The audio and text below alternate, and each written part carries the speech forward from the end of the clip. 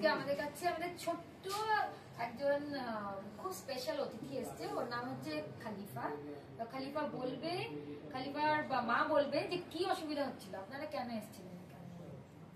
আমাদের অসুবিধা আমার মেয়ের মানে ওই নাকে আর গলায় সমস্যা হয়েছিল, সেটা এখন ঠিক হয়ে গেছে।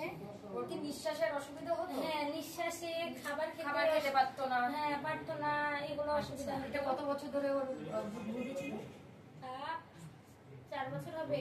আচ্ছা, তো ওর যে সমস্যা নিয়ে এসেছিল এটাকে আমরা ডাক্তারি ভাষায় বলি ওর অ্যাডিনয়েড হাইপারট্রফি ছিল আর ক্রনিক টনসিলাইটিস ছিল, দুটোই একসঙ্গে ছিল।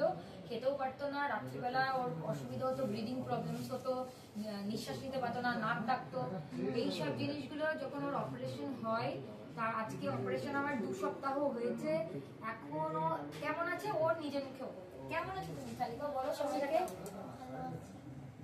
আগের থেকে কতটা হ্যাপি আছো তুমি বলো? হ্যাপি, খুবই হ্যাপি।